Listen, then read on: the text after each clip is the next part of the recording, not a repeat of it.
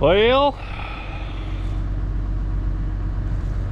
as you can see, there's something not quite right.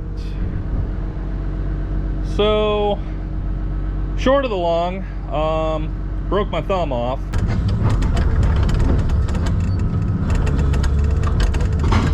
Nope. Oh. Well, yeah, I broke it off. Most likely operator error, but at least it's the thumb. It actually looks in pretty good condition. There is a little bend up over here.